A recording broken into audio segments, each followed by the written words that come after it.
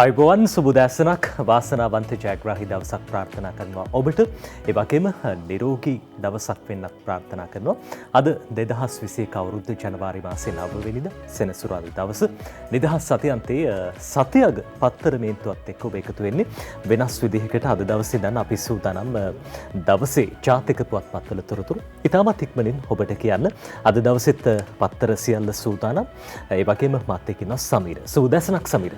සුබදෑසනක් නජිත්. අද අපි සුබදෑසනක් ඔබට ප්‍රාර්ථනා කරන ගමන්ම නජිත් දැන් ලෝකයේ සියලු දෙනාටම කොවිඩ් වසංගතයත් එක්ක අභියෝගයට මුහුණ දෙන්න සිද්ධ වෙලා තිනවා. මේ අභියෝගය ජයග්‍රහණය කරන්නේ කොහොමද කියලා තමයි හැම කෙනෙක්ම බලාපොරොත්තු වෙමින් ඉන්නේ. ප්‍රාර්ථනා කරන්නේ මේ අභියෝගය ජයග්‍රහණය කරන්න.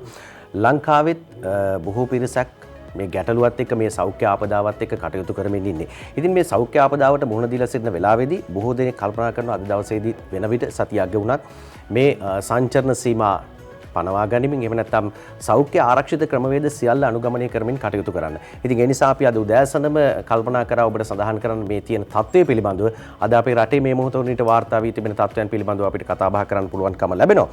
ආසාදිතයෝ නජිත් 47305 දෙනෙක් රට තුලින් වාර්තා වී තිබෙනවා. ඒ වගේම තමයි ප්‍රතිකාර ලැබමින් සිටින පිරිස 6763ක් බවට පත් වී තිබෙනවා රටේ. ඒ වගේම ඊයේ දවස වුණිට අලුතින් ආසාදිතයන් 525 දෙනෙක් රට තුලින් සොයාගත්තා. ඒ වගේම මේ තත්ත්වයත් එක්ක දැන් 40317 දෙනෙක් මේ 47305ක ආසාදිත ඉන්නකොට 40317 දෙනෙක් සුවය ලබා තමන්ගේ නිවෙස් බලා පූර්ණ සුවය ලබා ප්‍රතිකාර ලබාගෙන පිටව ගිහිල්ලා තිබෙනවා.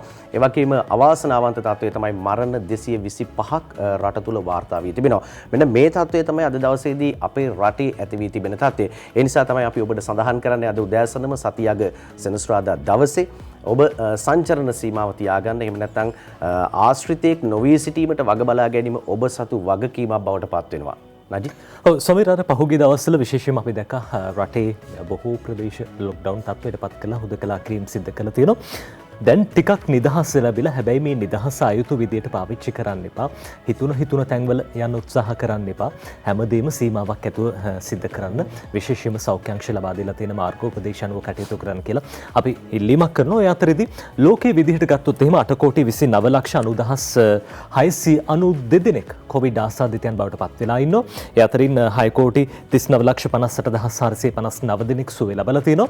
ඒ වගේම ලෝකයේම සිද්ධ වෙලා තියෙන මරණ ප්‍රමාණය 19,20,244ක් ලක්ෂ 19කට වැඩි පිරිසක් මිය ගිහිල්ලා තියෙනවා දැන් මේ වෙනකොට කොවිඩ් වසංගතයේ හින්දා. අද දවසේ ජාතික පුවත්පත් අපේ රටේ තොරතුරුත් වාර්තා කරනවා. අපි සූදානම් මුලින්ම අද දවසේ ජාතික පුවත්පත්වල සිරස්තල බලන්න.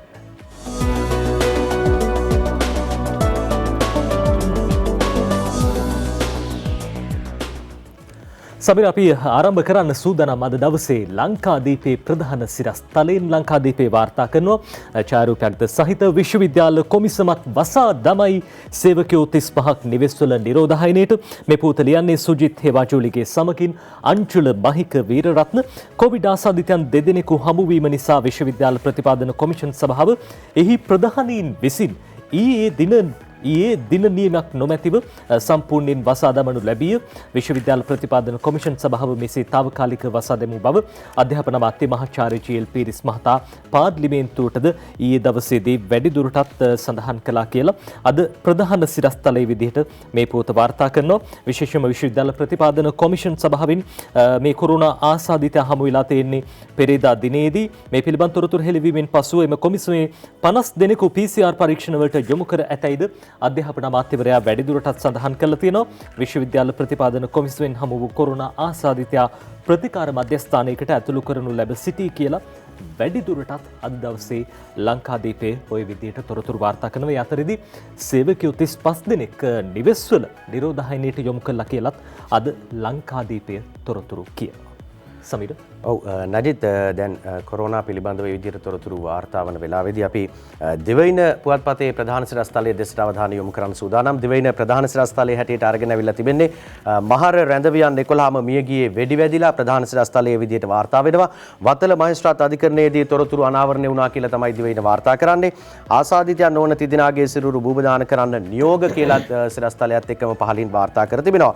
මේ ප්‍රවෘත්තිය මේ විදිහට අනාවරණය කරන තොරතුරු අපි මේ පිළිබඳව වාර්තා කරන්න සූදානම්.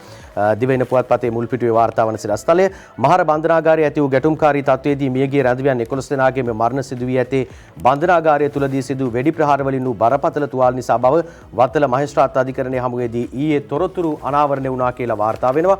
වැඩිදුර වාර්තාව ඇතුළු පිටුවලට අරගෙන ගිහිලා තිබුණා. ඒ ප්‍රවෘත්තියේම තවත් පුද්ගලයන් 122 දෙනෙකුට බරපතල සහ සෙසු තුවාල සිදු කරමින් ඇති වූ එම ගැටුම්කාරී තත්ත්වයේදී බන්ධනාගාරයේ සිදු වී ඇති හානි රුපියල් කෝටි 6මාරකට ආසන්න බවත් එහිදී වැඩිදුරටත් තොරතුරු අනාවරණය වුණා කියලා තමයි සඳහන් වන්නේ. ඒත් එක්කම අධිකරණයේ විසින් පත් කරන ලද පංචපුද්ගල විශේෂඥ මණ්ඩලය විසින් අධිකරණයට මින් පෙර දින දෙකකදී ඉදිරිපත් කර තිබූ පශ්චාත් මරණ පරීක්ෂණ වාර්තාව අනුව එකී ගැටුමේදී මියගිය රැඳවියන් 8 දෙනෙකු මියගොස් ඇතේ වෙඩි ප්‍රහාර වලට ගොදුරු වීමෙන් බව හෙළිව තිබූ අතර ඊයේ ඉදිරිපත් කළ පශ්චාත් මරණ පරීක්ෂණ වාර්තාව අනුව සෙසු රැඳවියන් තිදෙනාගේ මරණ සිදු වී තිබෙන්නේ වෙඩි ප්‍රහාර වලින් සිදු බරපතල තුවාල නිසා කියලා තමයි දිවයින පුවත්පත මුල් පිටුවේ නජිත් ප්‍රධාන සිරස්තලය වාර්තා කර තිබෙන්නේ. ඔය අතරදී දිනමින පුවත්පත වාර්තා කරන පුවතකටත් අපි අවධානය යොමු කරමු. සමීර විශේෂයෙන් මේ පුවත අද දවසේදී ඩේලි නිවුස් පුවත්පතත් වාර්තා කරනවා. ඩේලි නිවුස් පුවත්පත ප්‍රධාන සිරස්තලයේ විදිහට වාර්තා කරන පුවත විශේෂයෙන්ම අපි දැක්ක ඊයේ දවසේදී මේ පුවත පිළිබඳව වැඩි අවධානයක් යොමු වෙලා තිබ්බා. එදිරිසිංහ ට්‍රස්ට් ඉන්වෙස්ට්මන්ට් නැත්නම් එදිරිසිංහ සමූහ ව්‍යාපාරයේ මේ ETI තැන්පතුකරුවන්ට විශේෂයෙන්ම උන්ගේ තැන්පතු මුදල් වලට දැන් ආගිය තොරතුරක් නැහැ, ආගියතක් නැහැ මේ තැන්පතු වලට වෙච්ච දේ පිළිබඳව. මේ නිසාම එහි අධ්‍යක්ෂ මණ්ඩලයේ සමාජිකයන් 4 දෙනෙකු අත්අඩංගුවට ගන්නවා. අද මේ පුවත වාර්තා කරනවා දිනමින පුවත්පත, ඒ වගේම ඩේලි නිවුස් පුවත්පත. සමීර මේ දිනමින පුවත්පත වාර්තා කරන කාරණාව අද ප්‍රධාන සිරස්තලයේ දිනමින පුවත්පතේ. ඔව් නජිත් දිනමින ප්‍රධාන සිරස්තලයේ වාර්තා කර තිබෙන්නේ ඔය සඳහන් කරපු කාරණේ පිළිබඳව බොහෝ දෙනෙක් සඳහන් වුණා. ETI අධ්‍යක්ෂවරු 4 දෙනා යලි අත්අඩංගුවට කියලා තමයි සිරස්තලයේ වාර්තා කර තිබෙන්නේ. කෝටි 1370ක තැන්පතු නීති විරෝධීව අරගෙන ප්‍රධාන සිරස්තලයේ විදියට එනවා. මේ ප්‍රවෘත්තිය වාර්තා කර තිබෙනවා මේ විදියට කෝටි 680ක් වංචා කළයි චෝදනා ප්‍රධාන සිරස්තලයේ විදියට වාර්තා කර තිබෙනවා. ETI සමාගම අනාවරණය නොකර ලද ගිණුම් ඔස්සේ රුපියල් කෝටි 680කට ආසන්න මුදලක් වංචා කිරීම සාවද්‍ය පරිහරණය ඇතුළු චෝදනා මත ETI හිටපු අධ්‍යක්ෂ මණ්ඩල සමාජිකයන් සිව් දෙනා අපරාධ පරීක්ෂණ දෙපාර්තමේන්තුව විසින් ඊයේ පස්වරුවේ නැවතත් අත්අඩංගුවට අරගත්තා කියලා තමයි සඳහන් කරන්නේ. අජිත් අපි දැක්කා මොවුන් මුලින් අත්අඩංගුවට අරගත්තා. ඊට පස්සේ නැවතත් අපමත නිදහස් කරනු ලැබුවා. දින දෙකකට පස්සේ නැවතත් ඔවුන්ව ඊයේ දවසේදී ආයමත් අත්අඩංගුවට ගැනීම සිද්ධ වෙන ආකාරය තමයි අපි දැක්කේ. ඒ විදිහට ඊ දවසේ අත්අඩංගුවට ගැනෙන්නේ නීතිපතිතුමන් විශේෂයෙන්ම අපරාධ පරීක්ෂණ දෙපාර්තමේන්තුවට ලබා දුණු නීති උපදෙස් අනුව මේ කටයුතු සිද්ධ වෙන්නේ. අද ඒ පිළිබඳව ඩේලි නිවුස් පුවත්පතත් වාර්තා කරනවා. ඩිල්ෂාන් තාරක මේ පුවත ලියන්නේ ඩේලි නිවුස් පුවත්පතට. සිරස්තලයේ යොදන්නේ මේ ආකාරයෙන් මේ 4 ETI finance directors arrested on charges of criminal misappropriation, cheating, money laundering and other offences. විශේෂයෙන්ම මුදල් අවභාවිතය, මූල්‍ය වංචා මේ හේතු මත තමයි මොවුන් අත්අඩංගුවට ගන්නේ. අපි දැක්කා මොවුන් අත්අඩංගුවට අරගෙන අධිකරණයට ඉදිරිපත් කළ අපමත නිදහස් කරනවා. හැබැයි මේ ETI තැන්පත්කරුවන් දැඩි ප්‍රබල විරෝධයක් පෙරේද දවසේදී අපි දැක්කා මේ සම්බන්ධයෙන් ඔවුන් තුල හටගෙන තියෙනවා. තමුන්ගේ මුදල් වංචා කළා මේ පිරිස විශේෂයෙන්ම විදේශ රටවල දේපල මිලදී ගත්තා කියන චෝදනා එල්ල වෙලා තියෙනවා. මේ පිරිස ජීවක එදිරිසිංහ, අංජලි එදිරිසිංහ, අසංක එදිරිසිංහ, නාලක එදිරිසිංහ මේ සොහොයුරන් සහ සොහොයුරියන් තමයි මේ ආකාරයෙන් එදිරිසිංහ සමූහ ව්‍යාපාරයේ මේ ETI තැන්පත්කරුවන්ගේ මුදල් වංචාවට සම්බන්ධ වෙලා තියෙන බවට චෝදනා එල්ල වෙලා තියෙන්නේ. ඉතින් ඔවුන් පිළිබඳව ඉදිරියේදී අපරාධ පරීක්ෂණ දෙපාර්තමේන්තුව හරහා පරීක්ෂණ සිද්ධ කරන්නට නියමිතයි කියලා අද ඩේලි නිවුස් පුවත්පත මේ විදිහට ප්‍රධාන සිරස්තලයෙන් වාර්තා කරනවා. ඔය අතරේ අද දවසේ උපසිරස්තලවලට අවධානය යොමු කරනකොට සමීර විශේෂයෙන්ම ලංකාදීප පුවත්පත වාර්තා කරන ඊයේ දවසේ ප්‍රධාන පුවතක් බවට පත් වුණ රාජ්‍ය අමාත්‍ය දයාසිරි ජයසේකර මහතාට කොරෝනා ආසාදනය වෙලා එතුමන් දැන් මේ වෙනකොට විශේෂයෙන්ම නිරෝධායන මධ්‍යස්ථානයක ප්‍රතිකාර මධ්‍යස්ථානයක තමයි ඉන්නේ. ඉතින් මේ පිළිබඳව අද දවසේ ලංකාදීපයේ තොරතුරු වාර්තා කරනවා උපසිරස්තලයේ විදියට රාජ්‍ය අමාත්‍ය දයාසිරිට කොරෝනා හික්කඩුව ප්‍රතිකාර මධ්‍යස්ථානයට යවයි. සුජිත් හේවාචුලිගේ සමගින් ඩයනා උදයංගනී අද දවසේ ලංකාදීපයට මේ පුවත ලියන්නේ.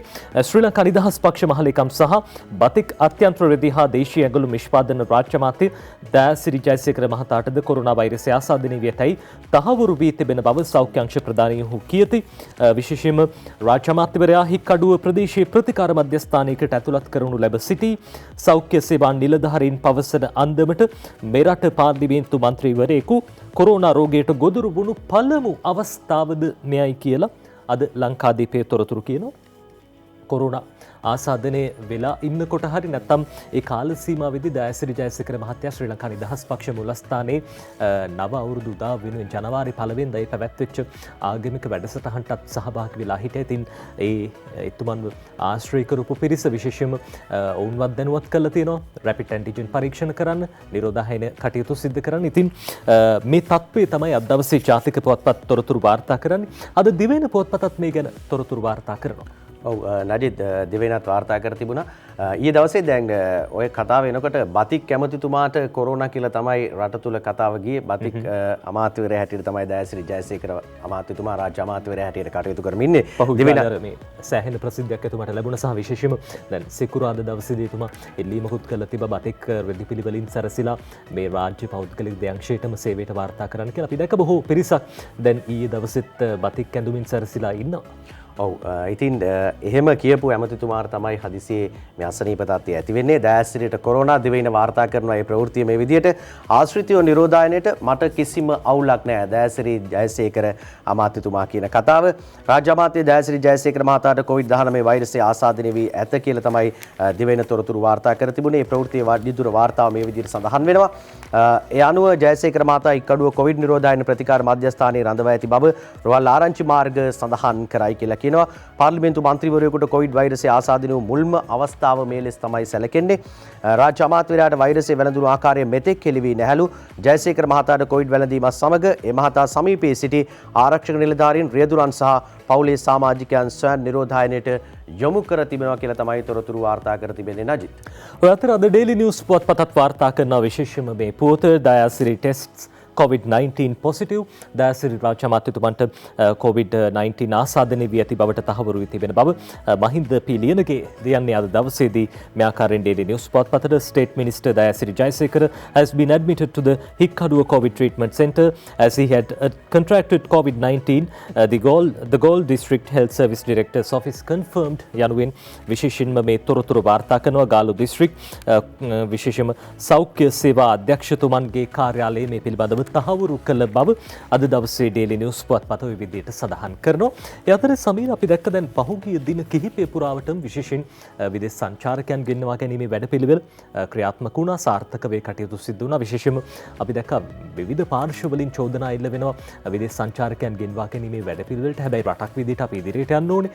සංචාරක කර්මාන්තය නැවත නගා සිටුවන්නේ නැත්නම් මේ සංචාරක කර්මාන්තයෙන් අපි දැක්ක බොහෝ පිරිසක් අර ණය අරගෙන සමීර මේ සංචාරක කර්මාන්තේ වැඩි දියුණු කරන්න විශේෂයෙන්ම මේ සංචාරක නිකේතන හදලා ඒ කටයුතු සිදු කළ තියෙන. හැබැයි මේ හැම දෙයකටම විශේෂයෙන්ම ලබාගත් ණය ගවන්නත් ආදායමක් තියෙන්න ඕනේ. මේ නිසා සංචාරක කර්මාන්තය නැවතත් ආරම්භ කරන්න ඕනේ. ඒ නිසා සංචාරකයෝ රටට ගෙන්වා ගැනීමේ වැඩපිළිවෙල ක්‍රමානුකූලව ආරක්ෂිතව සිද්ධ වුණා.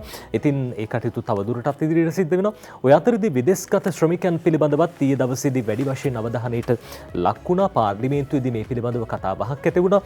විදේශගත ශ්‍රී ලාංකිකයන් අපේ රටට ගෙන්වා ගැනීමේ වැඩපිළිවෙල පිළිබඳව අමාත්‍ය නිබල් සිරිපාද සිල්වා මහත්මයා කම්කරු අමාත්‍යවරයා වශයෙන් මීට පිළිතුරක් ලබා දීලා තිබ්බා. අද ඩේලි නිවුස් පුවත්පතේ ගැන තොරතුරු වාර්තා කරනවා. Over 61,750 Sri Lankans repatriated, another 69,000 plan to return. විශේෂයෙන්ම දැන් මේ වෙනකොට 61,750ක් ශ්‍රී ලාංකිකයන් ගෙන්වා ගැනීමේ වැඩපිළිවෙල ක්‍රියාත්මක වෙලා තිබ්බා. තවත් 69,000ක් ගේන්න සැලසුම් කරලා තියෙනවා. Over 90 million rupees to repatriate Sri Lankans working in Middle East. විශේෂයෙන්ම මේ මැද පෙරදිග රටවල ජීවත් වෙන ශ්‍රී ලාංකිකයන්ගේ විශාල විදේශ විනිමයක් අපේ රටට ගලාගෙන එනවා. මේ නිසාම ඔවුන්ටත් විශේෂ සැලකිල්ලක් දක්වලා ඔවුන්ව දෙවියනට ගෙන්වා ගැනීමේ වැඩපිළිවෙල සාර්ථකව ක්‍රියාත්මක වෙනවා කියලා අමාත්‍යතුමන් සඳහන් කරන අතරේදී විශේෂම විදේශ කටයුතු අමාත්‍යාංශයේ පැත්තෙන් සඳහන් කරන කාරණාව විදේශ කටයුතු අමාත්‍යාංශයේ ලේකම්තුමන් අද්මිරාල් ජයනත් කොළඹගේ මහත්තයා සඳහන් කරන කාරණාව අද ඩේලි නිවුස් පුවත්පත වාර්තා කරන repatriation process people centric and transparent. විශේෂම මේ කටයුතු ඉතාමත් විනිවිද භාවයකින් සිද්ධ කරන්න විදේශ අමාත්‍යාංශයේ සූදානමින් ඉන්නවා කියන කාරණාව එතුමන් සඳහන් කරනවා. ඒ අතරදී අමාත්‍ය නාමල් රාජපක්ෂ මහත්මයාත් පාර්ලිමේන්තුවේදී මේ පිළිබඳව සඳහන් කළා. විවිධ චෝදනා එල්ල වුණා විපක්ෂයෙන් මේ පිරිස් වලින් අනවශ්‍ය විදියට මුදල් ගන්නවා. මේ විදේශ සංචාරකයන් ගෙන් පවා මුදල් අර ගන්නවා. විදේශ ශ්‍රමිකයන් ලංකාවට ගෙනකොට ඔවුන්ගෙන් මුදල් අය කර ගැනීමක් සිදු කරනවා. හෝටල් පහසුකම් දෙන්න, ඒ පහසුකම් ලබා දෙන කටයුත්තට අය කරන මුදල වැඩි මේ ආකාරයේ විවිධ චෝදනා එල්ල වුණා. නාමල් රාජපක්ෂ අමාත්‍යතුමන් සඳහන් කරන කාරණාව no corruption or fraud in repatriation process විශේෂයෙන්ම මේ ගෙන්වා ගැනීමේ වැඩපිළිවෙලේදී කිසියම් ආකාරයක දූෂණ කටයුත්තක් සිද්ධ වෙන්නේ නැහැ කියන කාරණාව නැත්තම් කරප්ෂන් එකක් සිද්ධ වෙන්නේ නැහැ කියන බව තමයි නාමල් රාජපක්ෂ අමාත්‍යතුමන් සඳහන් කළේ. free quarantine facilities for all expatriate workers විශේෂයෙන්ම මේ විදේශ ශ්‍රමිකයන්ට නොමිලේ මේ නිරෝධායන පහසුකම් ලබා දෙන්න කටයුතු කරනවා. කෙනෙක්ට අවශ්‍ය නම් මේ පහසුකම් මදිනම් තමයි ඔවුන්ට හෝටල් පහසුකම් ලබා ගන්න මුදල් අය කරලා ඒ කටයුතු සිද්ධ කරන්න කියන කාරණාව නාමල් රාජපක්ෂ අමාත්‍යතුමන් ඊයේ දවසේදී පාර්ලිමේන්තුවේදී සඳහන් කළා. අද අනිකුත් ජාතික පුවත්පතුත් මේ පිළිබඳ තොරතුරු වාර්තා කරනවා. ඔව් නජිත් මේ ප්‍රවෘත්තිය වාර්තා කර තිබුණා දිනමින පුවත්පතේ මුල් පිටුවේ ප්‍රධාන සිරස්තලයක් ඇටියට පාර්ලිමේන්තුවේ උණුසුම් කතාබහට ලක්වුණු මාතෘකාව බවට පත් වුණා මේ සිද්ධිය. ඒ නිසාම ජාතික පුවත්පත්වල ප්‍රධාන පිටු අතරට මේ ප්‍රවෘත්තිය අද දවසේදී අවිල්ලා තිබෙනවා. විදේශගත වූවන් ගෙන්වා ගැනීමේ කාලරාමුවක් කීම ප්‍රායෝගික නැහැ. නිමල් සිරිපාද සිල්වා අමාත්‍යවරයා කියන කතාව සඳහන් කරනවා. විදේශගත ශ්‍රී ලාංකිකයන් මෙරටට ගෙන්වා ගැනීම සඳහා නිශ්චිත කාලරාමුවක් ඉදිරිපත් කිරීම ප්‍රායෝගික නොවන බව කම්කරු අමාත්‍ය නිමල් සිරිපාද සිල්වා මහතා පාර්ලිමේන්තුවේදී සඳහන් කරා කියලා තමයි තොරතුරු වාර්තා කරන්නේ. මේ විදිහට මේ ප්‍රවෘත්ති වාර්තා වෙනවා. ශ්‍රී ලංකාවට පැමිණීමෙන් පස්සේ මුදල් ගෙවා නිරෝධායනය වීමට හැකියාවක් නොමැති ශ්‍රී ලාංකිකයන් සඳහා බල කිරීමකින් තොරව නොමිලේ අදාළ පාසුකම් රජය විසින් ලබා දී ඇති බවද අමාත්‍යවරයා සඳහන් කරනවා. ඇමති නිමල් සිරිපාද සිල්වා මහතා මේ බව සඳහන් කරන්නේ පාර්ලිමේන්තු මන්ත්‍රී අනුර කුමාර දිසානායක මහතා පසුගියදා මතු කරන ලද ප්‍රශ්නයකට පිළිතුරු ලබා දීමෙන් කියලා තමයි තොරතුරු අනාවරණය කරන්නේ. මේ ප්‍රවෘත්තිය දිනමින පුවත්පතේ මුල් පිටුවේ සඳහන් කරනවා නජිත් ඒ විදිහට. අපිට ඊට පස්සේ මේ තොරතුරත් එක්ක යන්න පුළුවන්කම ලැබෙනවා දිවයින වාර්තා කරන තව සිරස්තලයක් දෙසට මුල් පිටුවේ වාර්තා වන සිරස්තල අතරේ අපි බොහෝ දෙනෙක් නජිත් දැන් ටියුෂන් පන්ති එහෙම නැත්නම් අමතර පන්ති ආරම්භ කරන්න පුළුවන් කොහොමද කියන කාරණේ පිළිබඳව කතා බහ කළා. මේ පිළිබඳව අපි දැක්කා ටියුෂන් පන්ති එහෙම නැත්නම් අමතර පන්ති කරන ගුරුවරුන්ගෙන් විවිධ ඉල්ලීම් තිබුණා රජයට මේ පිළිබඳව අවධානය යොමු කරන්න කියලා. ඒ නිසාම මේ පිළිබඳව රජය වැඩපිළිවෙලක් හදලා තියෙනවා කියලා ඊයේ දවසේදී පාර්ලිමේන්තුවේදී අමාත්‍ය අධ්‍යාපන ඇමතුමා මහාචාර්ය ජී.එල්. පීරිස් මහතා සඳහන් කරන ආකාරයත් අපි දැක්කා ඊයේ දවස වන විට. මේ ප්‍රවෘත්තිය ඒ නිසාම වැඩි අවධානයක් දිනාගත් ප්‍රවෘත්තියක් රට තුළ කතාබහට ලක්වන මාතෘකාවක් බවට පත් වී තිබෙනවා. පාසල් ආරම්භයත් එක්ක කොහොමද අමතර පන්ති ආරම්භ කරන්නේ, ඒ වගේම දහම් පාසල් ආරම්භ කරන්නේ කොහොමද, මෙන්න මේ කරුණු පිළිබඳව රටේ විවිධ කතාබහට ලක්වන මාතෘකා අතරට එක්ුණා නේද. අපි යනවා මේ ප්‍රවෘත්තිය දිවෙන පුවත්පතෙන් උපුටා ගන්න. ටියුෂන් පන්ති ආරම්භන ජී.එල්. ගෙන් කොළ එලියක් කියලා තමයි සිරස්තලයේ වාර්තා කර තිබෙන්නේ. ලබන ජනවාරි 25 වෙනිදා සිට උපකාරක පන්ති ආරම්භ කිරීමට අනුමැතිය ලබා දීමට සලකා බලන බව අධ්‍යාපන ඇමතුමා මහාචාර්ය ජී.එල්. පීරිස් මහතා සඳහන් කරනවා කියලා තමයි තොරතුරු වාර්තා කර තිබුණේ. ඒ ප්‍රවෘත්තිය වැඩිදුර වාර්තාව නදී සඳහන් කරනවා මේ විදිහට. ඊට අදාළව සෞඛ්‍ය අංශ සමග සාකච්ඡා කරන බවත් නිසි සෞඛ්‍ය මාර්ගෝපදේශ මාලාවක් යටතේ ක්‍රියාත්මක කරන බවත් විපක්ෂ නායක සජිත් ප්‍රේමදාස මහතා පාර්ලිමේන්තුවේ ස්ථාවර නියෝගයට යොමු කළ ප්‍රශ්නයකට පිළිතුරු දෙමින් අමාත්‍යවරයා මේ පිළිබඳව සඳහන් කරනවා. මෙරට උපකාරක පන්ති කරන ගුරුවරු ලක්ෂ 3ක් සිටින බවත් උපකාරක පන්ති පවත්වන ආයතන 25000ක් පවතින බවත් මේ වන විට ඍජු හා වක්‍ර රැකියා ලක්ෂ 10ක් පමණ අහිමි වී ඇති බවත් මතු ඇති තත්ත්වයේ පාලනය සඳහා රජය කඩිනම් පියවර ගත යුතු බවත් සඳහන් කරා කියලා තමයි සඳහන් තොරතුරු වාර්තා කරන්නේ. විපක්ෂ නායකවරයා පාර්ලිමේන්තුවේදී මේ පිළිබඳව ප්‍රශ්නයක් යොමු කළේ. විපක්ෂ නායකවරයාට ජී.එල්. පීරිස් අමාත්‍යවරයා පිළිතුරු ලබා දෙනවා. මේ තොරතුරු ඔබ අහන්නත් කලින් අපි වැඩපිළිවෙලක් ආරම්භ කරලා තිබුණා කියලා තමයි ජී.එල්. පීරිස් අමාත්‍යවරයා ඊයේ දවසේදී විපක්ෂ නායකවරයාට පිළිතුරු ලබා දුන්නේ. අද ශ්‍රී ලංකාදීපත් මේ පිළිබඳව තොරතුරු වාර්තා කරනවා. ඒ තොරතුරට යන්න කලින් අපි සූදානම් දැන් මේ මොහොතේදී සම්බන්ධ කරගන්න සජීව ලෙස දුරකථනයෙන් පොලිස් මාධ්‍ය ප්‍රකාශකතුමන් නියෝජ්‍ය පොලිස්පති නීතිඥ අජිත් රෝහණ මහත්මයා. සුබ උදෑසනක් අජිත් රෝහණ මහත්මයා. සුබ උදෑසනක් ඔබට. හොඳ අජිත් රෝහණ මහත්මයා, දැන් මේ දවස්වල රටේ බොහෝ දෙනෙක් වැඩියෙන් කතාබහට ලක් කරන මාතෘකා විශේෂයෙන්ම පාසල් ආරම්භ කරන්න නියමිතයි, ටියුෂන් පන්ති ආරම්භ කරන්න නියමිතයි. ඔය අතරේදී දැන් අපි දැක්කා පොලිසිය පාර්ශවයෙන් විශේෂයෙන්ම මුවාවරණ නොපළඳින බොහෝ පිරිසකුත් අත්අඩංගුවට ගන්න ඔවුන්ට නීතිය ක්‍රියාත්මක කරන. දැන් කොහොමද මේ වෙනකොට විශේෂයෙන්ම මේ මෙහෙයුම් වල තත්ත්වය සහ වැටලීම් වල විශේෂයෙන්ම තොරතුරු ගැන අපි දැනගන්න කැමතියි මේ උදෑසන. ඔව් ඇත්තටම සුබ උදෑසනක්. දැන් අපි එක් පැත්තකින් මේ මුහුණු ආවරණ පළඳින්න නැති පුද්ගලයෝ පිළිබඳව මෙහෙයුම ආරම්භ කරේ ඔක්තෝබර් 30 වෙනිදා. මේ මෙහෙයුම ඒ ආකාරයටම ලංකාව පුරා ක්‍රියාත්මක වෙනවා. ඊයේත් බස්නාහිර පළාතෙන් පිට ප්‍රදේශවලදී 26 දෙනෙක් අත්අඩංගුවට අරගෙන තියෙනවා. ඒ වගේම මේ වන විට 3661ක් අත්අඩංගුවට අරගෙන තිනවා. එයින් 2213 දෙනෙකුට නඩු පවරලා තියෙනවා. නිරෝධායන නීතින් යටතේ. දැන් ඊට අමතරව පසුගිය අඟහරුවාදා 5 වෙනිදා බස්නාහිර පළාත තුල විශේෂ මෙහෙයුමක් ආරම්භ කළා. දැන් මේ මෙහෙයුම පටන් අරගෙන එතකොට මේ අඟහරුවාදා ඉඳලා ඊයේ වෙනකන් දින 4ක් මේ මෙහෙයුම ක්‍රියාත්මක කළා බස්නාහිර පළාත තුල. ඒ මුහුණු ආවරණ නොපළඳින අයට නීතිය ක්‍රියාත්මක කරනවා එක පැත්තකින්. ඒ කියන්නේ නිරෝධායන පනතට ඊට අමතරව වුන් ඇන්ටිජන් හෝ PCR පරීක්ෂණ වලට යොමු කරනවා. මේ ආකාරයට පුද්ගලයෝ 2025 දිනේ එවැනි පරීක්ෂණ වලට යොමු කරලා තියෙනවා මේ කාලය තුල. එයින් අද උදෑසන වෙනකොට 24 දෙනෙක් කොවිඩ් ආසාදිතය බවට හඳුනාගෙන තියෙනවා. ඇන්ටිජන් පරීක්ෂණ වලින් 19 දෙනෙක්, ඒ වගේම PCR පරීක්ෂණ වලින් 5 දෙනෙක්.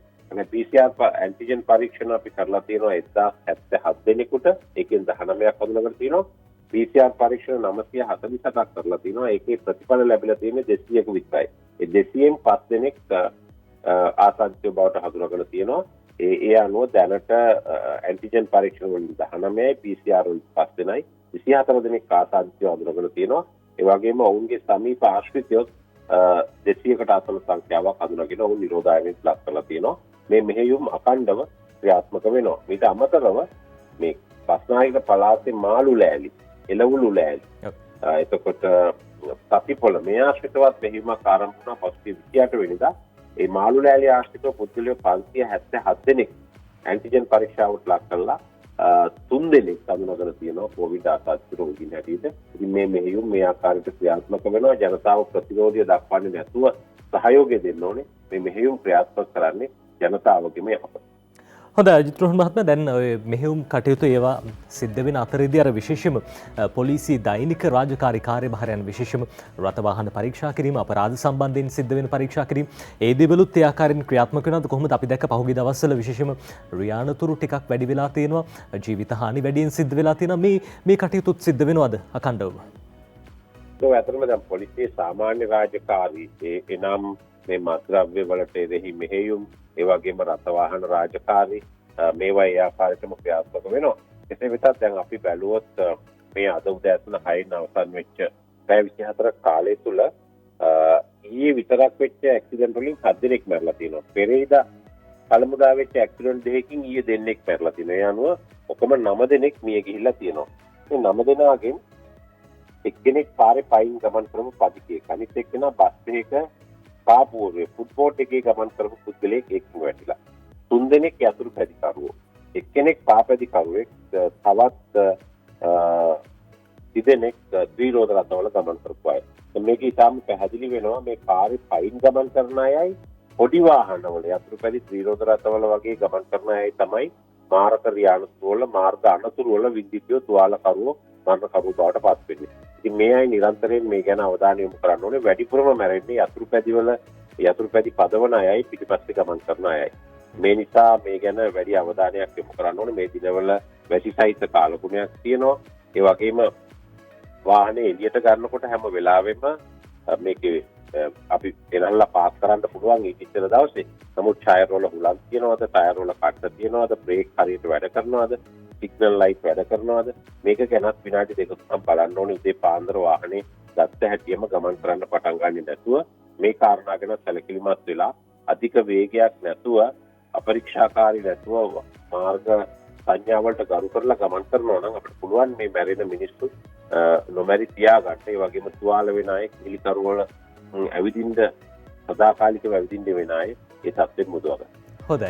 බොහොම ස්තුතියි අපිත් එක්ක එකතු වුණාට. සජීව ලෙස දුරකථනයෙන් සම්බන්ධ වුණේ පොලිස් මාධ්‍ය ප්‍රකාශකතුමන්, අධියෝජ්‍ය පොලිස් ප්‍රතිනීතිඥ අජිත් රෝහණ මහත්මයා. අද දවසේ උදෑසනින්ම අපි සම්බන්ධ වෙලා එතුමන් ලබා දුන්න උපදෙස් බොහොම වටිනවා. විශේෂයෙන්ම දැන් සමීර එතුමන් කියපු කාරණා අතර අර අපි බොහෝ දෙනෙක් නොකරන කාරණා, වාහනේ පදවන්න කලින් වාහනේ නියමිත තත්ත්වයෙන් තියනවාද කියලා බලලා තමයි පාවිච්චියට ගන්න ඕනේ. සමහර වෙලාවට අනතුරු වලට මේ කාරණාවත් හේතු වෙනවා. ඔය අතරදී අපි කතා කරමින් හිටියේ විශේෂයෙන්ම ටියුෂන් පන්ති ආරම්භ කිරීම පිළිබඳව. ඊයේ දවසේදී පාර්ලිමේන්තුවේදී ප්‍රශ්නයක් යොමු කළා. විපක්ෂ නායකතුමන් ස්ථාවර නියෝගය යටතේ ප්‍රශ්නයක් යොමු කළ ටියුෂන් පන්ති අරින්නේ කවදාද? සජිත් මහත්තයා ඇහුවේ. අද ලංකාදීපේ වාර්තා කරනවා සිරස්තලයක් විදියට ටියුෂන් පන්ති අරින්නේ කවදාද? සජිත් අසයි 25 වෙනිදා අරිනවා GL අමාත්‍යතුමන් GL පීරිස් අමාත්‍යතුමන් ඒ විදිහට සඳහන් කළා කියලාද ලංකාදීපේ තොරතුරු වාර්තා කරනකොට අමාත්‍ය මහාචාර්ය ජී.එල්. පීරිස් මහත්මයා කියපු කාරණා ඩේලි නිවුස් පුවත්පත සවිස්තරාත්මකව අද දවසේදී වාර්තා කරනවා සිරස්තලයක් යොදමින් tuition classes to restart after taking health guidelines විශේෂයෙන්ම සෞඛ්‍ය මාර්ගෝපදේශ ලැබීමෙන් පස්සේ මේ ටියුෂන් පන්ති ආරම්භ කරන්න කටයුතු කරනවා කියලා බොහෝ දුරට ජනවාරි 25 වෙනිදා ඉඳන් ටියුෂන් පන්ති නැත්නම් පෞද්ගලික මේ උපකාරක පන්ති ආරම්භ කරන්න සූදානම් බව අධ්‍යාපන අමාත්‍ය මහාචාර්ය ජී.එල්. පීරිස් මහත්මයා සඳහන් කළ බව අද ඩේලි නිවුස් පුවත්පත ওই විදිහට තොරතුරු සඳහන් කරනවා. ඔව් නඩිත් මේ ප්‍රවෘත්තියෙන් පස්සේ අපිට අවධානය යොමු කරන්න පුළුවන්කම ලැබෙනවා. අපි දිවෙන පුවත්පතේ මුල්පිටුවේ වාර්තා කළා මහර බන්ධනාගාරයේ ඇති වූ සිද්ධිය පිළිබඳව තොරතුරු. මේ ප්‍රවෘත්තිය දිනමින වාර්තා කරනවා වෙනත් ආකාරයකට මේ සිදුවීමත් එක්ක සිදු හානිය පිළිබඳව තොරතුරු වාර්තා කරගන්න පුළුවන් කමක් ලැබී තිබෙනවා.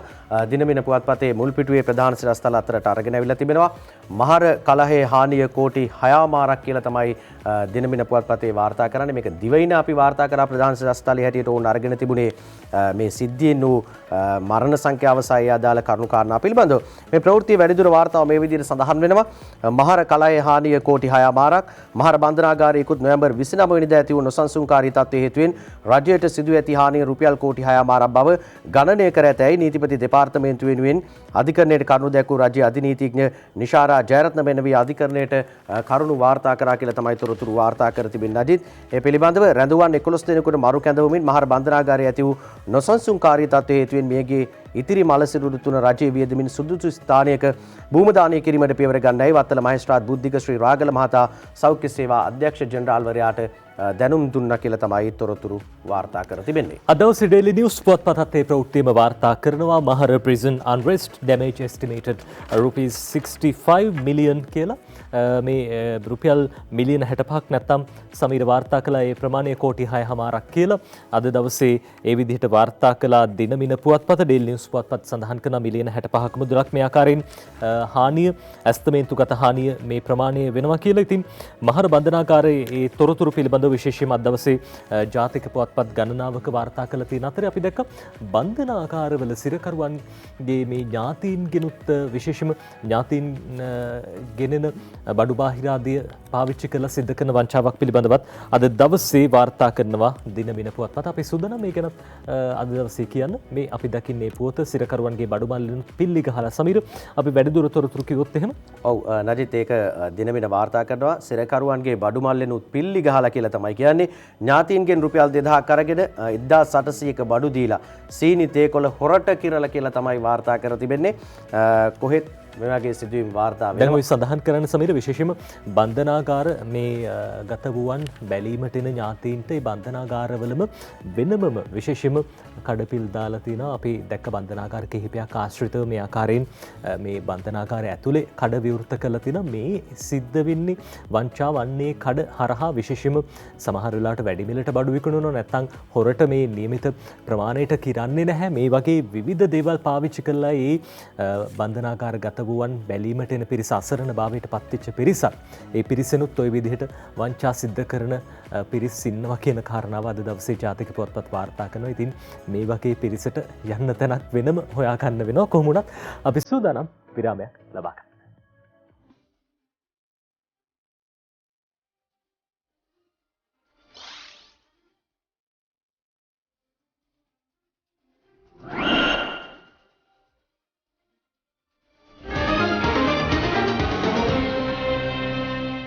ඔබ නැවතත් එකතු වෙන්නේ සතියක පත්තරමේන්තුවත් එක්ක අපි ජාතික පුවත්පත් බලමින් හිටියේ.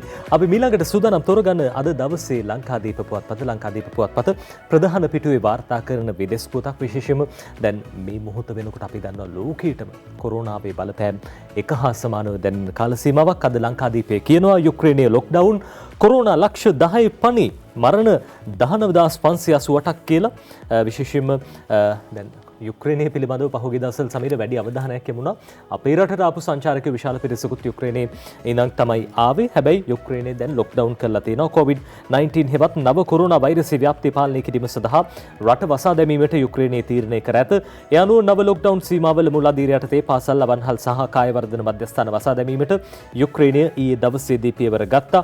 ඉක්ුත් සැප්තැම්බර් මාසයේ සිට යුක්‍රේනයෙන් වාර්තා වන වෛරස් ආසාදිතයන්ගේ ගණන වේගයෙන් වැඩි වූ අතර මේ වන විටත් රටින් වාර්තා වාර්තා වන වෛරස් ආසාදිතයන්ගේ ගණන වැඩි කියලා සෞඛ්‍ය බලධාරීන් ප්‍රකාශ කළ තියෙනවා.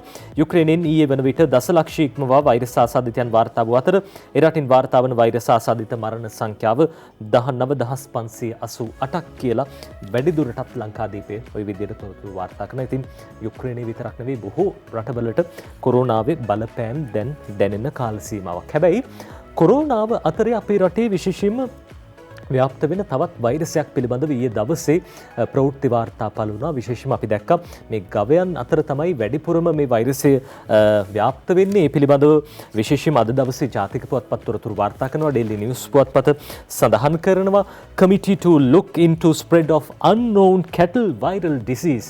විශේෂයෙන්ම මේ ගවයන් අතර ව්‍යාප්ත වෙන මේ වෛරසය හඳුනා ගැනීම සඳහා කමිටුවක් පත් කරලා තියෙනවා. ඒ පිළිබඳව අධ්‍යයනය කරමින් ඉන්නවා කියලා විශේෂයෙන්ම තොරතුරු වාර්තා වෙනවා. The Ministry of State of Livestock Farm Promotion and Dairy and Egg Industries විශේෂයෙන්ම කුකුල් මස් බිත්තර මේ පිළිබඳව කටයුතු කරන විශේෂයෙන්ම සත්ව නිෂ්පාදන අමාත්‍යාංශය රාජ්‍ය අමාත්‍යාංශය මේ පිළිබඳව කමිටුවක් පත් කරලා ඒ පිළිබඳව අධ්‍යයනය කරමින් සිටින බව තමයි අද දවසේ Daily News පුවත්පත තොරතුරු වාර්තා කරන්නේ. අපි දැක්කා ඊ දවසේ ප්‍රවෘත්ති වාර්තාවල පළ වෙනවා මේ ගවයන්ගේ හැම මතු පිට විශේෂයෙන්ම අර ගෙඩි වගේ හැදිලා ඒ වගේම නහයෙන් සහ මුඛයෙන් සෙම වර්ගය සෙම පිට වෙන මේ රෝග ලක්ෂණ තමයි ගවයන්ට තියෙන්නේ. කිරි සාමාන්‍යයෙන් කිරි දොවා ගන්න ගියාමත් සමීර මේ දොවා ගන්න පුළුවන් කිරි ප්‍රමාණය අඩු වෙනවා. ඉතින් මේක තමයි මේ රෝගයේ ප්‍රධාන ලක්ෂණ. අද දවසේ ඒ පිළිබඳව ජාතික පුවත්පත් වාර්තා කරන අතරදී අපි ඊයේ දවසේ මේ පිළිබඳව ප්‍රවෘත්ති තුලිනුත් ඔබට සඳහන් කළා. අපි බලමු ඊයේ දවසේ ප්‍රවෘත්ති සටහන. කැෆ්‍රේ ෆොක්ස් නම් මෙම රෝගයේ දැනටමත් දිස්ත්‍රික්ක 14ක විතර තියෙනවා. දැන් මම හරක් වුණ කිරි නෑ. කිරි ලීටර් 30 40ක් ගත්ත හරක් දැන් කිරි ලීටර් 10ක්ද පොඩ ගේන්නේ. ගවයින්ගේ ශරීරයේ පුරාම සමේ ගැටති ඇතිවීම, සතුන් උදාසීන වීම, උණ ගතිය වගේම ඇස් හා නාසයෙන් ශ්‍රාවයක් පිටවීම වෛරසයට ගොදුරු වූ ගවයන්ගෙන් දැක ගන්න පුළුවන්. මේ රෝගය පැතිරෙන්නේ ප්‍රධාන වශයෙන් ලෙව්රාබුණ මැස්සන්ගෙන්. ඊට අමතරව සතුන්ගේ ශ්‍රාවයන් මගිනුත් ස්පර්ශයෙන් මේ රෝගය බෝ වෙනවා. අලුතෙන් පැමිණෙන වසංගත රෝග පිළිබඳව සෑම විටම විමර්ශනය කරමින් ආවේශන කටයුතු කරමින් සිටින්නේ. ඉතින් මේ ආවේශන කටයුතු කිරීමේ ප්‍රතිඵලයක් වශයෙන් තමයි මේ රෝගය ඉතාමත්ම කෙටි කලකින් අපි අඳුරගත්තේ. ඒ වගේම මේ සතුන්ගේ කිරි නිෂ්පාදනය හා ප්‍රජනන හැකියාව දුර්වල වීමද සිදුවන බවයි ගන්නවරුවේ පැවති මාධ්‍ය හමුවකදී හෙළි වුණේ. ඇත්තටම මේ වෙනකොට මර්ධනය කිරීම සඳහා අවශ්‍ය වැඩපිළිවෙල ඔක්කොම යොදවලා තියෙන්නේ. ඉතින් ඒ වගේ ඕන රෝගයක් ආව ශනිකව ක්‍රියාත්මක වෙන්න පුළුවන් හැකියාවක් ක්‍රියාන්විතයක් අපේ සත්ත්ව සෞඛ්‍ය අංශය තුළ අපේ දෙපාර්තමේන්තුව තුළ ක්‍රියාත්මක වෙනවා. හොඳයි, ඒ තමයි ඒ දවසේ පැවැත්වෙච්ච මාධ්‍ය හමුවේදී විශේෂම වෛද්‍යාංශ සෞඛ්‍යාංශ මේ හැමදෙනෙකම අවධානය යොමු වෙලා තියෙනවා. මේ පිළිබඳව ඉතාමත් ඉක්මනින් තීරණයක් ගන්න පෙළඹෙයි කියලා අපි විශ්වාස කරනවා. සත්ත්ව නිෂ්පාදන ක්ෂේත්‍රයට විශේෂම කිරි කර්මාන්තයට දැඩි බලපෑම් එල්ල වෙන්න පුළුවන් මේ හරහා අවශ්‍ය පියවර දැන් මේ මොහොත වන විටත් අරන් තියෙන්නේ කියලා ඊයේ දවසේදී හෙළි වුණා. ඒ අතරදී අපි දැක්ක ඊයේ දවසේ විශේෂයෙන්ම ශ්‍රී ලංකා නිදහස් පක්ෂයේ නිර්මාතෘවරයාණන් වන SWRD බණ්ඩාරනායක ශ්‍රීමතාණන්ගේ ජන්මදිනය වෙනුවෙන් විශේෂ උත්සවයක් සංවිධානය කළ තිබ්බා පක්ෂ පැත්තෙන්. හැබැයි පක්ෂ උත්සවේ පවත්වන්න කලින් බණ්ඩාරනායක මහත්මයාගේ පවුලේ සමාජිකයන් විශේෂයෙන්ම චන්ද්‍රිකා බණ්ඩාරනායක හිටපු ජනාධිපතිතුමිය සුනේත්‍රා බණ්ඩාරනායක මහත්මිය මේ පිරිස මේ පුෂ්ප උපහාර දක්වන ඒ කටයුත්තට සහභාගී වෙලා හිටියා. එතනදී විවිධ අදහස් පළ වුණා. අද දවසේ ජාතික පුවත්පතේ පිළිබඳව තොරතුරු වාර්තා කරනවා. සමීර. ඔව් නජිත් අපි දැක්කා චන්ද්‍රිකා බණ්ඩාරනායක කුමාරතුංග මහත්මිය මේ දවසේදී මේ උත්සවයට මුලින් ඇවිල්ලා පුෂ්ප උපහාර දක්වා ආකාරය දෙවෙනි පුවත්පතේ ප්‍රවෘත්ති වාර්තා කර තිබෙනවා. මුල් පිටුවේ ඡායාරූප සහිතව වාර්තා කරන සිරස්තලයක් එක්ක එනවා. SWRD බණ්ඩාරනායක 122 වෙනි ජන්මදින සැමරුම කියලා තමයි සටහන වාර්තා කර තිබෙන්නේ. හිටපු අග්‍රාමාත්‍යවරයෙකු දිවංගත SWRD බණ්ඩාරනායක ශ්‍රීමතාණන් 122 වන ජන්මදින සැමරුම ඊයේ ගාලුමෝදුර පීටියේ මහතාගේ ප්‍රතිමාව ඉදිරිපිටදී පැවැත්වුණා කියලා තමයි තොරතුරු වාර්තා කරන්නේ.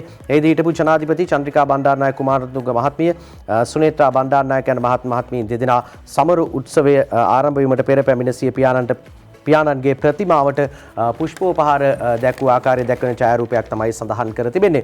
නජිත් දැන් මේ කටයුතු මේ විදිහට සිද්ධ වන වෙලාවේදී අපි දැක්කා ශ්‍රී ලංකා නිදහස් පක්ෂයේ සභාපතිතුමා වර්තමාන සභාපතිතුමා හිටපු ජනාධිපති මෛත්‍රීපාල සිරිසේන මහතා එතුමත් කණ්ඩායමක් ඒ වගේම ශ්‍රී ලංකා නිදහස් පක්ෂයේ නායකයින් පිරිසක් සමග ඇවිල්ලා පුෂ්පෝපහාර දක්වන ආකාරය දැක්වෙනවා. අපි දැක්කා. මේ තොරතුරත් අද දවසේදී වාර්තා කර තිබෙනවා දිවයින පුවත්පතේ මුල් පිටුවේ. මෛත්‍රී ඉන්නේ නීති විරෝධීව ශ්‍රී ලංකා නිදහස් පක්ෂ සභාපති බඹකිල චන්ද්‍රිකා බණ්ඩාරනායක කුමාරතුංග මහත්මිය ඊයේ දවසේදී අර සමරුවට පුෂ්පෝපහාර දැක්වීමෙන් අනතුරුව සඳහන් කරා. මේ ප්‍රවෘත්තියත් අද දිවයින වාර්තා කර තිබෙනවා. ඒ විදිහටම හිටපු ජනාධිපති මෛත්‍රීපාල සිරිසේන මහතා ශ්‍රී ලංකා නිදහස් පක්ෂයේ සභාපතිවරයා ලෙස කටයුතු කරමින් සිටින්නේ නීති විරෝධී ආකාරයෙන් යයි එම පක්ෂයේ අනුශාසිකාව හිටපු ජනාධිපති චන්ද්‍රිකා බණ්ඩාරනායක කුමාරතුංග මහත්මිය සඳහන් කළා කියලා තමයි තොරතුරු වාර්තා කරන්නේ. මේකට නඩිත් අපි දැක්කා ඊයේ දවසේදී මෛත්‍රීපාල සිරිසේන මහතාත් පිළිතුරු ලබා දෙන ආකාරය අපිට දකින්න පුළුවන්කම ලැබුණා. එතුමා ලබා දුන්න පිළිතුරු අපි දකින්න කලින් සමීර ඩේල් නිවුස් පොත්පතත් මේ ගැන තොරතුරු කියනවා. CBK disappointed over SLFP's situation විශේෂයෙන්ම ශ්‍රී ලංකා නිදහස් පක්ෂයේ වර්තමාන තත්ත්වය පිළිබඳව තමන් කනගාටු වන බව හිටපු ජනාධිපතිනි චන්ද්‍රිකා බණ්ඩාරනායක කුමාරතුංග මහත්මිය සඳහන් කළා. එතුමිය සඳහන් කළා එතුමිය තමයි දැන් පක්ෂයේ සභාපතිනි. හැබැයි එතුමිය සඳහන් කරනවා මෛත්‍රීපාල සිරිසේන මහත්තයා නීති විරෝධීව තනතුරක ඉන්නේ කියලා. හැබැයි එතුමිය සභාපතිනිය වෙන්නේ කොහොමද? ඒකත් නීති විරෝධීද කියන ප්‍රශ්නේ අපිට නැගෙනවා. කොහොම වුණත් එතුමිය සඳහන් කරපු කාරණා ඊයේ දවසේ ওই විදිහට අද දවසේ ජාතික පුවත්පත්වල වාර්තා කරනවා. අපි බලමු. අපි ඊයේ දවසේ ප්‍රවෘත්ති තුලිනුත් ඔබට මේ ගැන කිව්වා. SWRD බණ්ඩාරනායක මහතාගේ 122 වන ජන්මදිනය අදටයේදී තිබෙනවා. ඒ වෙනුවෙන් ගාලු මෝදුර බණ්ඩාරනායක පිළිරුව අභියසදී ශ්‍රී ලංකා නිදහස් පක්ෂයේ පැවැත් වූ උත්සවයට තමන්ට ආරාධනා නොලැබුණු බවයි හිටපු ජනාධිපතිනි චන්ද්‍රිකා බණ්ඩාරනායක කුමාරතුංග මහත්මිය සඳහන් කළේ. කෙසේ වෙතත් ඇය ඇතුළු පවුලේ ඥාතීන් පිළිරුවට පළමුව පුෂ්පෝපහාර දැක්වුවා. දැන් මේ වෙනකොට ශ්‍රී ලංකා නිදහස් පක්ෂයේ යන ගමන් මාර්ගය නිවැරදිද? ගමන් මාර්ගයක් නැහැනේ. පක්ෂ දැන් සභාපති කෙනෙක් කියලා කෙනෙක් ඉන්නවා. එයා නීති විරෝධී ලෙස පක්ෂ සභාපති හැටියට ඉන්නේ. ඔබතුමිය ශ්‍රී ලංකා නිදහස් පක්ෂෙන් ගැලවුණත් ඒ හින්දාමද?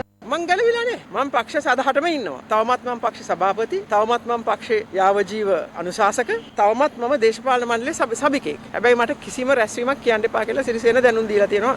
ඔබතුමිය ඒතකොට එක්සත් ජාතික පක්ෂෙට ගියේ? එක්සත් ජාතික පක්ෂෙට ගියා? කවුද ගියේ? සිරිසේනනේ ගියේ. එක්සත් ජාතික පක්ෂේ කාර්යාලයට පස් වතාවක් ගිහිල්ලා රනිල් මහත්තයාට මට ඔබතුමාට සර් කියන්න ඉඩ දෙන්නකො හැමදාම කියලා කිව්වා මිනිහා. මං කවදාවත් ගිහිල්ලා නැහැ UNP කාර්යාලයට. ඔබතුමීට කනගාටුවක් නැද්ද අතර මේ පක්ෂේ මේ වෙන දේ ගැන? බොහෝම කනගාටුයි. මම පක්ෂ රැකගෙන තියෙනවා 4 වතාවක් කොම්බ බිම ඇනලා වැටිච්ච හැම වතාවකම. ඉතින් දැන් පක්ෂයේ ඉන කට්ටිය කරගෙන යයි. මේ අතර SWRD බණ්ඩාරනායක මහතාගේ 122 වන ජන්මදිනය වෙනුවෙන් ගාලු මෝදුර පිහිටි බණ්ඩාරනායක පිළිරුව අභියසදී ශ්‍රී ලංකා නිදහස් පක්ෂ සභාපති හිටපු ජනාධිපති මෛත්‍රීපාල සිරිසේන මහතා ඇතුළු ශ්‍රී ලංකා නිදහස් පක්ෂ ජ්‍යෙෂ්ඨයින් පිරිසකගේ සහභාගීත්වයෙන් පුෂ්පෝපහාර දැක්වීමක් සිදු වුණා. දැන් එතුමිය කියන තාම සමාජිකත්වයේ තියෙනවා සභාපති එතුමිය අනුශාසක එතුමිය ඔබතුමාගේ සභාපතිත්වය පිළිගන්නේ නීති අනුකූල නැහැ කියලා. නැහැ ඉතින් අපි සාමාන්‍යයෙන් රට තුල වැඩ කරනකොට අපි තුල කිසිම වාද භේදයක් එහෙම කිසිම ප්‍රශ්නයක් නැහැ. අපි කවුරුත් එකට එකතු වෙලා වැඩ කරනවා. වර්තමාන රජය ගත්තත් වර්තමාන රජයේ ඉන්න සීලු මැති ඇමතිවරු 90ක් ශ්‍රී ලංකා නිදහස් පක්ෂය තුලින් බිහි වෙච්ච අය. අපි රජයට සම්බන්ධ ප්‍රධාන පක්ෂයක් විදිහට අපි හැම විටම රජයේ එක්ක ඉතාම සහයෝගයෙන් මිත්‍රශීලීව සහ සූදශීලීව කටයුතු කරන්නේ. එවැනි ප්‍රගතිශීලී මතයන් සමග රට සංවර්ධනය ඉදිරියට ගෙන යාම. දැන් ශ්‍රී ලංකා නිදහස් පක්ෂයේ යන ගමන් මාර්ගය හරි නෑ හරි නෑ. ශ්‍රී ලංකා නිදහස් පක්ෂය කියන්නේ හොඳ පක්ෂයක්. නමුත් ඉන්න නායකයෝ අවස්ථාවාදී. නායකයෝ බලන්නේ තමන්ට බලය ගන්න, තමන්ට තනතුරු ගන්න. ශ්‍රී ලංකා නිදහස් පක්ෂයේ නම විකුණලා ඒ දේවල් ලබා ගන්න තමයි දැන් ඉන්න අය බලන්නේ. ඒ කියන්නේ ඔබතුමා කෙලින්ම චෝදනා කරන මෛත්‍රීපාල සිරිසේන මැතිතුමාද? මම චෝදනා කරනවා පක්ෂයේ සභාපතිතුමා, ලේකම්තුමා ඇතුළු සියලු දෙනාටම. දැන් නායකත්වයට ඔබතුමා හිතනවාද කවුද ඉන්නේ යෝජනා කරන්නේ? හොඳ කෙනෙක් එයි. මාත් එක්කෙනෙක් තමයි. ඇයි මං නරකද? මං හොඳ නැද්ද? මට එක්ස්පීරියන්ස් එක නැද්ද? අජෙන් ගැලවිලා යයිද ශ්‍රී ලංකා නිදහස් පක්ෂය? ඒක නම් කවදාවත් වෙන්නේ නැහැ බොරු කරන්නේ. ඒ කරන්නේ ඒගොල්ලන්ට හොඳ අමාත්‍යාංශ ගන්න තමයි ඔය කරන්නේ. ඊයේ දවසේදී අපි දැක්කේ ITN TV ප්‍රවෘත්ති තුලිනුත් මේ ප්‍රවෘත්තිය වාර්තා කරන්න අදිත් අපිට ඒ පිළිබඳව තොරතුරු වාර්තා වුණේ විදියට අපිට තවත් සිරස්තලයක් දෙසට අවධානය යොමු කරන්න පුළුවන්කම ලැබෙනවා. දිනමින පුවත්පතේ මුල් පිටුවේ එන සිරස්තලයක් සහල් නිෂ්පාදකයන්ට ණය දෙන්න පියවර ගන්න අගමැතිගෙන් බලධාරීන්ට උපදෙස් කියලා තමයි වාර්තා වෙන්නේ. මේ ප්‍රවෘත්තිය මේ විදියට එනවා. සුළු හා මධ්‍ය පරිමාණ සහල් නිෂ්පාදකයන්ට අවශ්‍ය ණය පහසුකම් දීමට වහා පියවර ගන්නයි අග්‍රාමාත්‍ය මහින්ද රාජපක්ෂ මහතා අදාළ බලධාරීන්ට උපදෙස් ලබා දී තිබෙන බවට තොරතුරු වාර්තා වෙනවා. සමස්ත ලංකා සුළු හා මධ්‍ය පරිමාණ සහල් නිෂ්පාදකයන්ගේ සංගමේ නියෝජිතයන් සමග පාර්ලිමේන්තුවේදී පැවති සාකච්ඡාවකට එක්වමින් තමයි අග්‍රාමාත්‍යවරයා මේ විදියට උපදෙස් ලබා දුන්නා කියලා ප්‍රවෘත්ති වාර්තා වී තිබෙන්නේ. අද දවසේ ඩේලි නිවුස් පුවත්පතත් ඒ පිළිබඳව තොරතුරු වාර්තා කරනවා. ඊයේ දවසේ අපි දැක්කා අර්ලිගහ මන්දිරයේ පැවති විශේෂ සාකච්ඡාවකදී තමයි අගමැතිතුමන් මේ පිළිබඳව සඳහන් කරන්නේ. more credit facilities to small and medium scale rice producers. අගමැතිතුමන් සඳහන් කරපු කාරණාව විශේෂයෙන්ම කුඩා සහ මධ්‍ය පරිමාණ සහල් නිෂ්පාදකයන්ට ණය පහසුකම් ලබා දෙන්න කියන කාරණාව එතුමන් සඳහන් කළා. දැන් අපි දකිනවා ඉදිරියේදී ගොයම් කපලා මේ අස්වැන්න නෙලන කාලේනවා. ඉන් අනතුරුව විශේෂයෙන්ම බොහෝ වැඩ කටයුතු සිද්ධ කරන්න තියෙනවා. ගොවීන්ගේ පාර්ශවයෙන් මේ හාල් වෙළඳපළට පැමිණෙන තෙක්කේ කටයුතු සිද්ධ කරන්න සිද්ධ වෙනවා.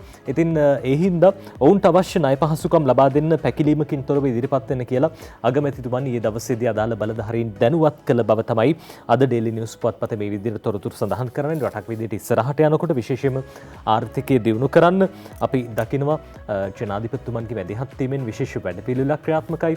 ආනයන නවත්තලා ආනයන අත්‍යවශ්‍ය දේවල් වලට පමණක් සීමා කරලා අනවශ්‍ය දේවල් ආනයනය කරන්නේ නැතුව අපේ රටේ මේ දේවල් නිෂ්පාදනය කරගන්න අවශ්‍ය වටපිටාව දැන් හැදිලා තියෙන බව අපි හොඳින්ම දන්නවා. ඉතින් ඒ කටයුතු ඉස්සරහට සිද්ධ කරගෙන යන්න තමයි මේ විදිහට මේ දේවල් සිද්ධ වෙන්නේ. අපි සූදානම් තවත් තොරතුරු කියන්න. ඊට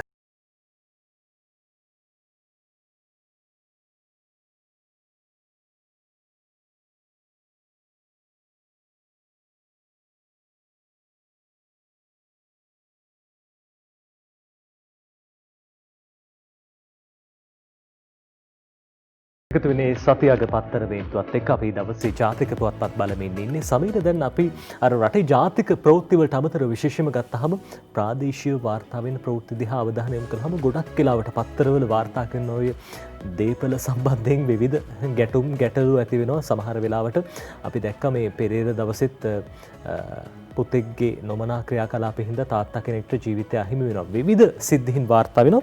මේ දේපල කතාවක් දුර ගිහින් ඇතිවෙච්ච සිද්ධියක් ගැන අද දවසේ දිවයින පුවත්පත වාර්තා කරන ප්‍රවෘත්තියක්. ඔව් නජිත් ඒ ප්‍රවෘත්තිය මේ විදිහට තමයි වාර්තා වෙන්නේ. දේපල කතාව දුරදිග ගිහිල්ලා කාන්තාවක වාහනයකට යට කරලා මරලා කියලා තමයි කියන්නේ. බෑනා බේරාගෙන නැන්දම්මා දිවිදෙයි මේ විදිහට සිරස්තලයේ වාර්තා කර තිබෙනවා. දේපල ප්‍රශ්නයක් මත මලගෙදරකදී සිදු වචන හොමාරුවකින් පස්සේ 62 වෙනිදී තිදුරු මවක් පෙරේදා මධ්‍යම රාත්‍රියේදී වාහනයකට යට කර මරා දැමියයි කියන මතුගම කරවල ව්‍යාපාරිකයෙකු අත්අඩංගුවට ගැනීම සඳහා මතුගම පොලිසිය පරීක්ෂණ ආරම්භ කරලා තිබෙනවා. අවාසනාවන්ත සිද්ධියක් මේක.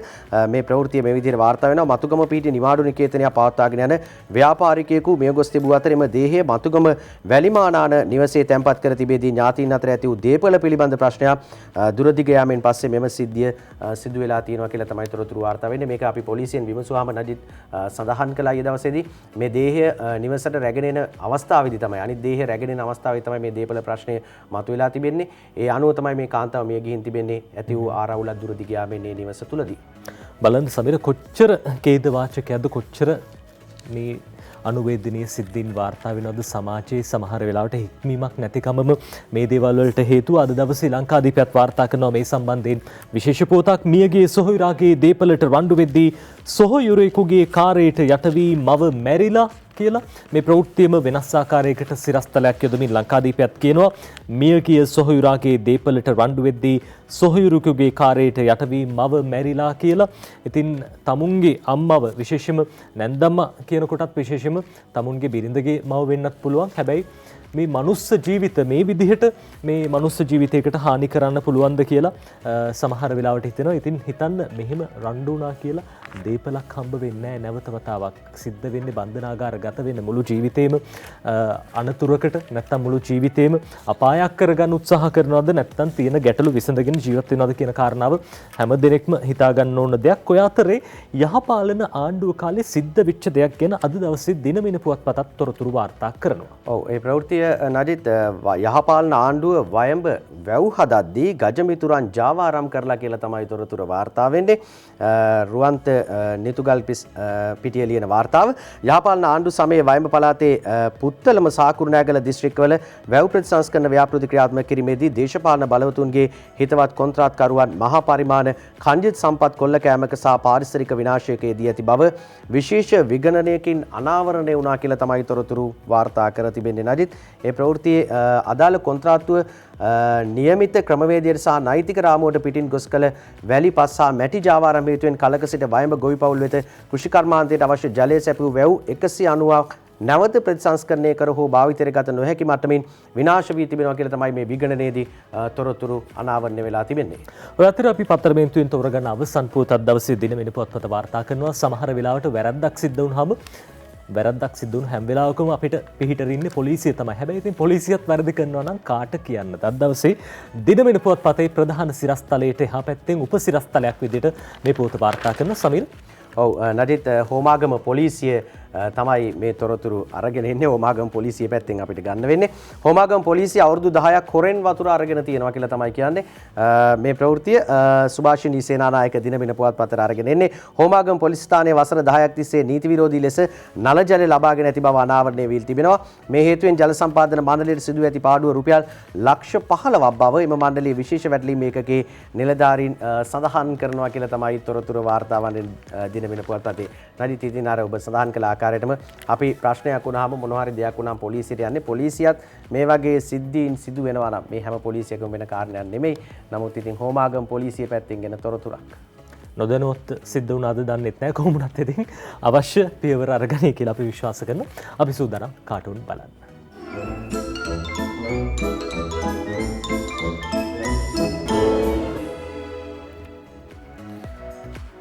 රජිත් අපි මුලින්ම තෝරගත්ත අංචනගේ කාටුනේ අද දවසේදී මුල්ම කාටුනේ හැටියට අපි තෝරගන්නේ. අංචන අදිනවා දෙන්නෙක් කතා බහ කරමින් ඉන්නවා නජිත් මේ විදිහට වසංගතයේ මැද මැතිවරණ බෑ කියලා ඩලස් කියනවා සෑර් කියලා කියනවා. ඔව් ඉතින් එයාලගේ වැඩේ හරිනේ දැන් දේශපාලඥයන්ගේ වැඩේ හරි.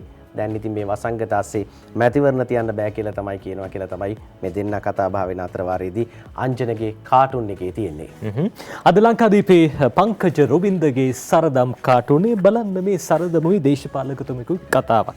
දෙන්න කියනවා මෙන්න එක්කෙනෙක් කියනවා කාර්යාලයට සීමා නොවි ගමට ගොස් වැඩ කරන්නලු කාර්යාලයට සීමා නොවි ගමට ගොස් වැඩ කරන්නලු කියලා එයා කියනකොට අනිත් එක්කෙනා කියනවා කාර්යාලයෙන් එළියට ගිහින් රජ පිහිල්ලට කරපු වැඩේ අනුමත කරන්න පුළුවන්ද සෑර්? කාර්යාලයෙන් එළියට ගිහින් රජ පිහිල්ලට කරපු වැඩේ අනුමත කරන්න පුළුවන්ද සෑර්? කවුද මේ රජ පිහිල්ලට ගිහිල්ලා ඒ වැඩේ කරපු කෙනා? දන්න කට්ටිය නම් දන්නවා. නජිත් අපි ඊළඟට දිවයින පත්තරේ චමෝත් පද්මශ්‍රීගේ ශ්‍රී සමයන් කාටුන් එක තෝරගන්නවා. දෙන්නෙක් කතා බහ කරමින් ඉන්නවා. මේ හැමදාම අපි කතා වෙන මාතෘකාව පිළිබඳව තමයි මේ කතා වෙන්නේ. ආණ්ඩු පක්ෂය වුණාම Taman ගැන හිතලා වැඩ කරන්න හොඳ නෑ. රට ගැනයි හිතන්න ඕන කියලා එක්කෙනෙක් කියනවා. අනිත් එක්කෙනා කියනවා අපේ රටේ ඇත්තුණන් විපක්ෂයට ගියාමයි ඔහොම හිතන්න පටන් ගන්න කියලා කියන්නේ. කතාව නම් සමහර වෙලාවට ඇත්ත වෙන්නත් පුළුවන්. ඔය විපක්ෂේ ඉන්නකොට කියන කතා ආණ්ඩු පක්ෂයට ආවම සිද්ධ වෙනවද කරනවද? හැබැයි ඉතින් එහෙම කරන්න පුළුවන් නම් ගොඩක් හොඳයි. ජනතාවගේ පැත්තෙන් ඉඳලා හැම වෙලාවෙම කටයුතු කරන්න ඕනේ. සමහර කාලවල අපි දැක්ක සමීර දැන් නම් ඒක ටිකක් අඩුයි. අර විපක්ෂේ ඉන්න කාලේ ගොඩක් වෙලාවට විවිධ කතා කියලා ජනතාවගේ පැත්ත ගන්නවා. ඒ ඡන්ද දිනා ගන්න, ඡන්දේ ගන්න. හැබැයි ඡන්දේ අරගෙන ආවට පස්සේ ජනතාව වෙනුවෙන් කතා කරන්නේ නැහැ. හැබැයි එහෙම නෙවෙයි වෙන්න ඕනේ. ඒ හින්දා ඒ ගැනත් අපේ මැදේමතුරු ටිකක් හිතුවොත් හොඳයි. ඔය අතරේ අපි දිවයින පුවත්පතේ අද කාටුනේ බලමු ජයරත්න වික්‍රමසිංහගේ Facebook කාටුනේ බලමු. මේ බලන්න ගෙදර දෙන්න දෙමාළු කතාවක් මේ දෙන්න කතා වෙනවා. මේ පත්තරේ බල තමයි කතා වෙන්නේ. හිජාස් හිස්බුල්ලා නිරපරාධ රිමාන්ඩ් කරගෙන ඉන්නවා කියලා ලක්ෂ්මන් කිරියල්ල කියන්නේ. හිජාස් හිස්බුල්ලා නිරපරාධ රිමාන්ඩ් කරගෙන ඉන්නවා කියලා ලක්ෂ්මන් කිරියල්ල කියන්නේ. එයාගේ වැඩේම ඇදගෙන නාගන්න එකනේ බං.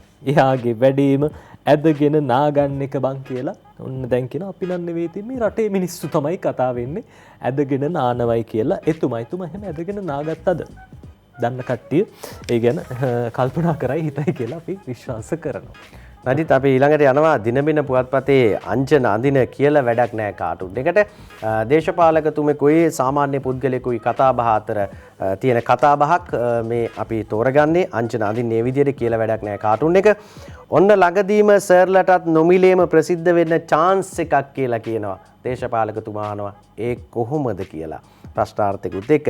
ඊළඟට සාමාන්‍ය පුරවැසියා කියනවා බදු නොගෙවන අයගේ නම් ළඟදීම ප්‍රසිද්ධ කරන්න යනවලු කියලා තමයි කියන්නේ.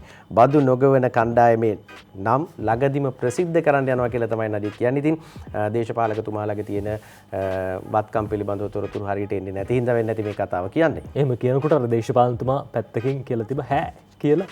එතුමටත් ඉතින් හැ ගෑවිලා මේ එතුමටත් විශ්වාස නැහැ තමුන්ගේ නමක් තියනවද නැද්ද කියලා. හැබැයි ඉතින් ඉක්මනටම ප්‍රසිද්ධ වෙන chance එකක් තමයි බදු ගෙව්වද නොගෙව්වද කියලා දැනගන්න එක. අපි අද දවසේ කාටුන් අවසන් කරන්න තෝරගන්නවා. අද අනුරාධ දෙවයින පුවත්පතට ලියන ඕකයි තත්ත්වේ කවිය. පත්තරමේන්තුවේ සතියක පත්තරමේන්තුවේ ඕකයි තත්ත්වේ කවිය අපි බලමු. ඉඩකඩ ඇත්තේ ආදාහන කරන්නට කිව්වා පවිත්‍රා නැවතත් සැරින් සිට ආවොත් ආයෙමත් ඒ ගැන අහන්නට මුට්ටිය තියන් ඇත ඔළුවට ගන්නට.